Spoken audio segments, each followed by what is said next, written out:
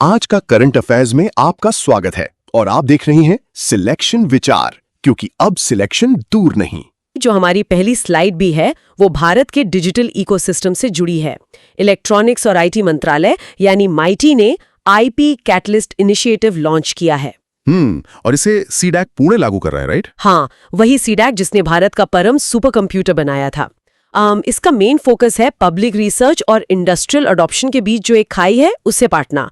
लेकिन मैं ये सोच रही थी कि भारत में जो एमएसएमई सेक्टर है, जो जीडीपी में 30% का योगदान देता है, वो पेटेंट करवाने से इतना कतराता क्यों है? देखिए, इसका मुख्य कारण है पूरी प्रोसेस की जटिलता। भारत में रिसर्च तो बहुत होती है, लेकिन वो अक्सर लैब की अलमारियों में बस धूल खाती रह जाती है। कमर्शियलाइज नहीं हो पाती। एग्जैक्टली। एक छोटे व्यवसायी के लिए पेटेंट फाइल करना, जो कि 20 साल की कानूनी सुरक्षा देता है, या फिर ट्रेडमार्क लेना बहुत महंगा और लंबा काम लगता है। ये जो आईपी कैटलिस्ट है, ये इसी पूरी साइकिल को आसान बनाता है। तो क्या मैं इसे एक एनालॉजी से ऐसे समझा सकती हूँ कि ये पहल एमएसएमईज को एक तरह का कानूनी कवच पहनाने जैसी है, ताकि बड़े बाजार में उनके आइडियाज कोई चोरी ना कर सके? हाँ, ये बहुत सटीक उदाहरण है। जब रिसर्च से पेटेंट जनरेशन होता है और फिर उसका व्यवसायीकरण होता है, तभी अर्थव्यवस्था को उसका असली फायदा मिलता है। सही कहा।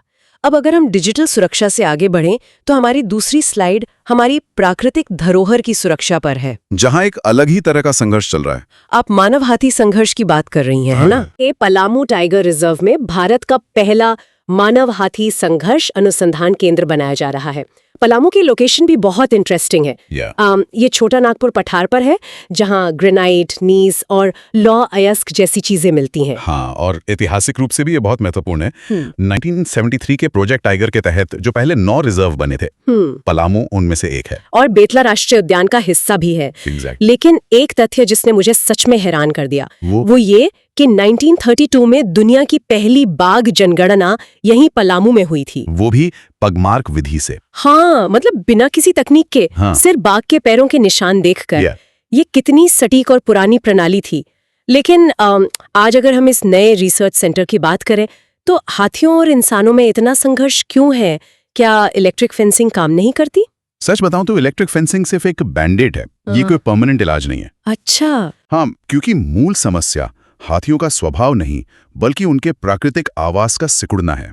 जब उनके रास्ते कट जाते हैं और भोजन पानी की कमी होती है, तभी वो बस्तियों की तरफ आते हैं। ये केंद्र इसी मूल कारण को स्टडी करेगा। ये वाकई जरूरी है। अब जंगलों की सीमाओं से निकलकर अगर हम आज की सबसे बड़ी सीमा यानी साइबर स्पेस की बात करें, स्लाइड 3 दिखाती है कि भारत को अप्रैल 2026 से 2028 तक कॉमन क्राइटेरिया डेवलपमेंट बोर्ड या सीसीडीबी का अध्यक्ष चुना गया है। ये एक बहुत बड़ा डेवलपमेंट है। भारत 2013 से इसका सदस्य तो है, जो हार्डवेयर और सॉफ्टवेयर के सुरक्षा मानकों का परीक्षण करता है। लेकिन मैं यहाँ थोड़ी पुशबैक देना चाहूंगी।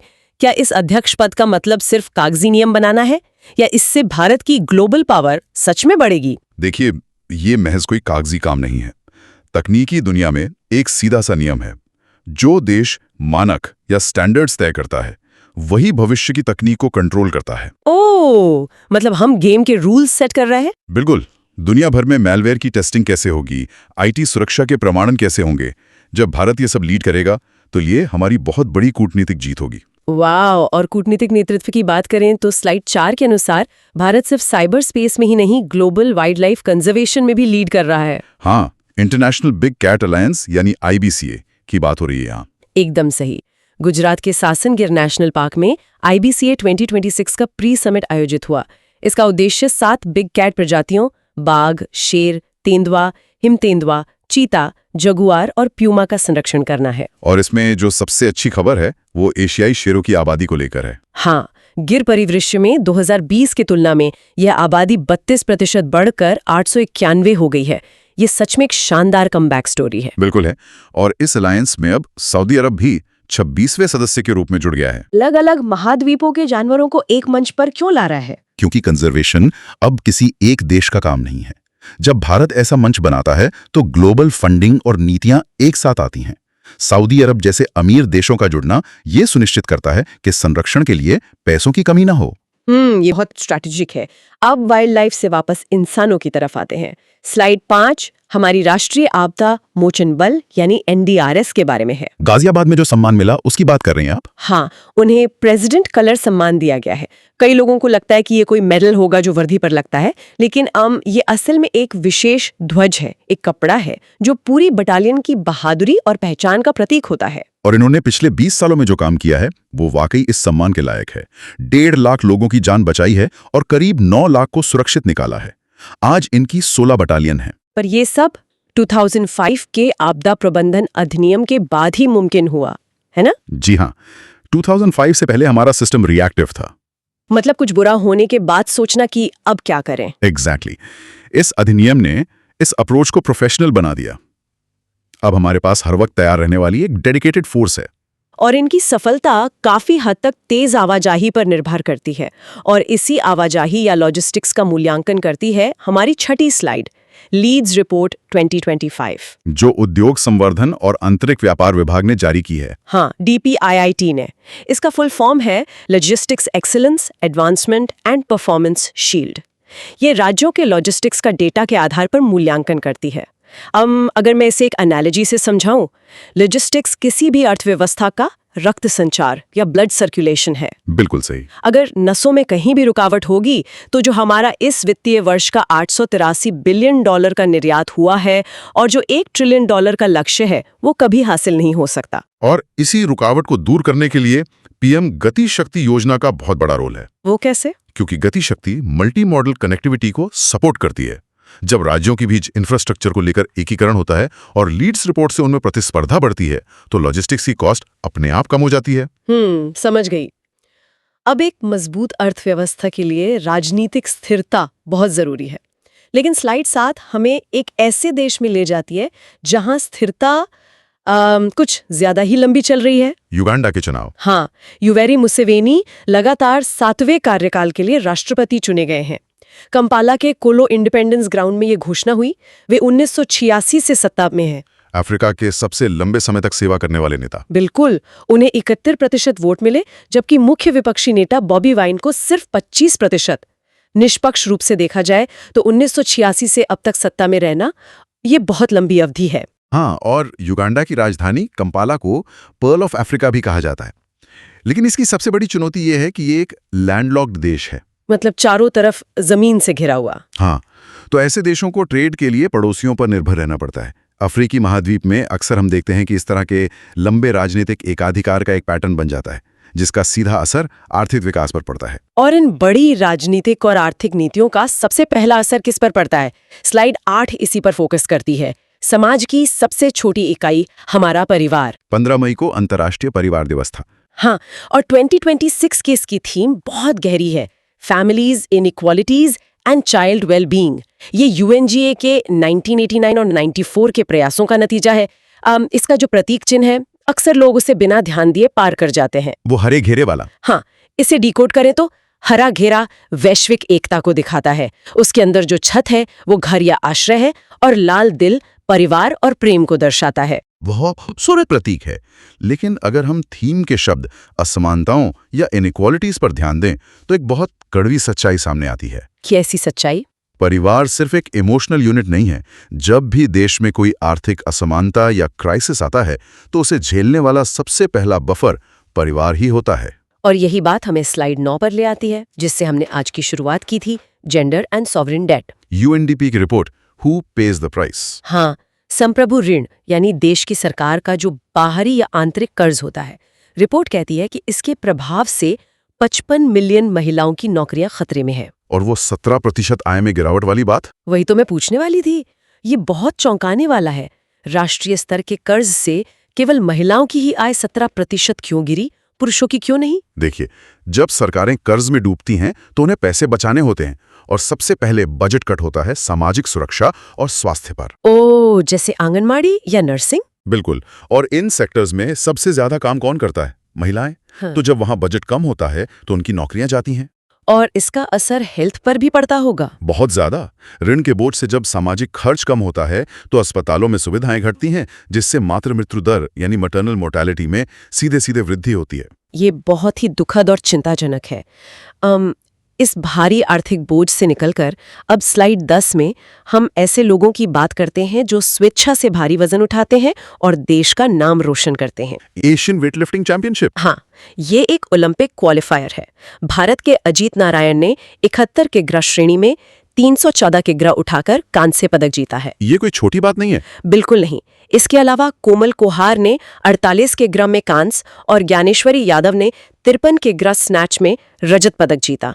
जो लोग वेटलिफ्टिंग फॉलो नहीं करते उनके लिए बता दूं, इसमें 2 मुख्य तकनीकें होती हैं। स्नैच और क्लीन एंड जर्क, है ना? हाँ, स्नैच का मतलब है एक ही झटके में, एक ही मोशन में वजन को जमीन से सीधा सिर के ऊपर उठा लेना।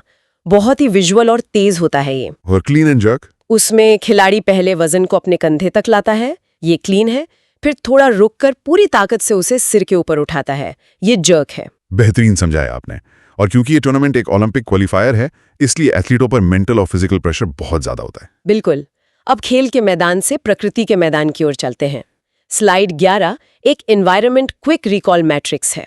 ये यूपीएससी जैसे एग्जाम्स के लिए सीधा सवाल बन सकता है। हाँ, इसमें कई नई प्रजातियों के नाम हैं। जैसे वेस्टर्न घाट का बेडोमेज कैट स्किंक जो एक सरीसृप है, एनआईटी पटना में मिला रेड ब्रेस्टेड पैरेकीट जो पक्षी है, स्पेन की व्हाइट आइबेरियन लिंक्स जो जंगली बिल्ली है, और वो ड्रैगन फ्लाई भी हैं। हाँ, येलो टेल्ड ऐश स्किमा। इसके अलावा राजस्थान की एशियाटिक कैरका और मेडागास्कर की स्पार्क स्पाइडर। इन सब के बीच एक शब्द बार बार आ रहा है, एंडेमिक। इसका मतलब है कि कोई प्रजाति एक खास जगह तक ही सीमित है। हाँ, मैं इसे प्रकृति का एक्सक्लूसिव एडिशन कहती हूँ, जो दुनिया में और कहीं नहीं मिलता। जैसे वो स्पार्क स्पाइडर सिर्फ मेडागास्कर में मिलेगा। और ये जानना इसलिए जरूरी है क्योंकि ये प्रजातियां ग्लोबल इकोसिस्टम के स्वास्थ्य के संकेतक या इंडिकेटर्स होते हैं। अगर एनआईटी पटना का तोता या वो छोटी सी मकड़ी खतरे में है, तो इसका मतलब है कि पूरा पर्यावरण संतुलन बिगड़ रहा है। अब पर्यावरण के इन इंडिकेटर्स के बाद स्लाइड 12 में हम उन सूचकांकों या मैट्रिक्स को देखते हैं जो मानव विकास की दिशा तय करते हैं। Global reports matrix. इसमें तो काफी सारा डेटा है। हाँ, मैं सब कुछ पढ़ने के बजाय सबसे चौंकाने वाले डेटा पर फोकस करूंगी। जैसे ग्लोबल एयर 2025 रिपोर्ट जो वायु प्रदूषण मृत्यु दर पर है, या फिर सीआरएस रिपोर्ट जो बताती है कि झारखंड में जन्म के समय लिंगानुपात सबसे कम है। और एनसीआरबी की रिपोर्ट दिखाती है कि मणिपुर में एसटी के खिलाफ अपराध चरम पर हैं। इसके अलावा एनर्जी को लेकर भी रिपोर्ट्स हैं। Oil and gas field decline report और इलेक्ट्रिसिटी ट्रांजिशन, जिसमें यूपी, एपी और राजस्थान टॉप पर है। अगर आप ध्यान दें तो इन अलग अलग रिपोर्ट्स के बीच एक पैटर्न है। कैसा पैटर्न? जैसे ऊर्जा संक्रमण और वायु प्रदूषण आपस में गहरे जुड़े हुए हैं। अगर ऑयल और गैस कम हो रहा है और हम इलेक्ट्रिसिटी ट्रांजिशन कर रहे हैं, तो आने वाले सालों में ग्लोबल एयर रिपोर्ट के आंकड़े अपने आप सुधरने लगेंगे। ओह, ये तो बहुत बढ़िया नजरिया है। और इन्हीं समस्याओं को सुलझाने के लिए दुनिया भर के नेता मिलते हैं। Slide 13 summits and conferences 2025-26। इसमें रणनीतिक और आर्थिक दोनों तरह की बैठकें हैं। हाँ, जैसे नई दिल्ली में Chanakya defence dialogue, navy commanders conference और एनर्जी ट्रांजिशन समिट। वहीं कैमरून में विश्व व्यापार संगठन यानी WTO की 14वीं मंत्री स्तरीय बैठक हो रही है। और कर्नाटक में एकात्म मानव दर्शन पर सम्मेलन और थाईलैंड में चीफ्स ऑफ डिफेंस कॉन्फ्रेंस। लेकिन मेरा ध्यान कोची में हुए 7वें भारत अंतर्राष्ट्रीय सीवीड एक्सपो ने खींचा। ये समुद्री शैवाल या सीवीड भविष्य की ब्लू इकोनॉमी को कैसे बदल सकता है? देखिए, डिफेंस डायलॉग से जो सुरक्षा मिलती है, उसी से ऐसे आर्थिक रास्ते खुलते हैं। सीवीड एक कमाल की चीज है। ये बिना ताजे पानी या जमीन के उगता है, कार्बन सोखता है और इसका इस्तेमाल खाने से लेकर बायोडिग्रेडेबल चीजों में होता है। वाओ! और इन सम्मेलनों में जो वादे होते हैं उन्हें जनता तक पहुंचाने के लिए इम्पोर्टेंट डेज बनाए जाते हैं, जो हमारी स्लाइड 14 है। पर्पल फेस्ट के बारे में क्या ख्याल है? टीकाकरण के लिए इसे रखा है और इसे किसी आम दिवस की तरह नहीं बल्कि एक उत्सव की तरह मनाया जाता है। ये एक बहुत पॉजिटिव अप्रोच है। इसके अलावा विश्व अंतरिक्ष सप्ताह 2025 की थीम है लिविंग इन स्पेस। नवाचार के लिए विश्व रचनात्मकता दिवस और विश्व नारियल दिवस भी है। और एक बहुत जरूरी चीज, भू संसाधन विभाग का राष्ट्रीय संगोष्ठी भूनक्शा। इसमें एक बहुत दिलचस्प कंट्रास्ट है। क्या? एक तरफ हमारी नजरें अंतरिक्ष पर हैं, लिविंग इन स्पेस, लेकिन दूसरी तरफ जमीन पर विकास के लिए हमारी जड़ें भूनक्शे पर मजबूती से टिकी होनी चाहिए। सही जमीनी रिकॉर्ड के बिना कोई भी विकास संभव नहीं है। बिल्कुल सही बात है। और अब इस विस्तृत ज्ञान यात्रा का समापन हम अपनी आखिरी स्लाइड यानी 15वीं स्लाइड के साथ करेंगे, स्पोर्ट्स राउंड अप। हाँ, खेलों में बहुत कुछ हुआ है हाल ही में। बहुत कुछ। खेलो इंडिया जल क्रीड़ा में मध्य प्रदेश टॉप पर रहा। दलीप ट्रॉफी 11 साल बाद सेंट्रल जोन ने जीत ली है। 11 साल, ये बहुत लंबा इंतजार था। और सबसे बड़ी खबर, आईसीसी महिला क्रिकेट विश्व कप 2025 भारत ने जीत लिया है। फाइनल में दक्षिण अफ्रीका को हराया। ये वाकई रोंगटे खड़े कर देने वाला पल था। क्या बात है। और सिर्फ क्रिकेट ही नहीं, गोवा में फिडे शतरंज विश्व कप की मेजबानी हुई और अरुणाचल प्रदेश में माउंटेन साइकिलिंग चैंपियनशिप। हाँ, इन सब खुशियों के बीच एक भावुक कर देने वाली खबर भी है। बिलियर्ड्स के दिग्गज खिलाड़ी मनोज कोठारी जी का निधन हो गया है। उन्हें हमारी भावभीनी श्रद्धांजलि, उनका योगदान हमेशा याद रखा जाएगा। वैसे इन अलग अलग खेलों को देखकर लगता है कि भारत अब सच में एक मल्टी स्पोर्टिंग देश बन रहा है। बिल्कुल। मुझे यकीन है आज की इस चर्चा ने श्रोताओं को खबरों के पीछे के क्यों और कैसे को समझने का एक नया नजरिया दिया होगा। इस सफर में हमारे साथ जुड़ने के लिए धन्यवाद। मिलते हैं अगली बार।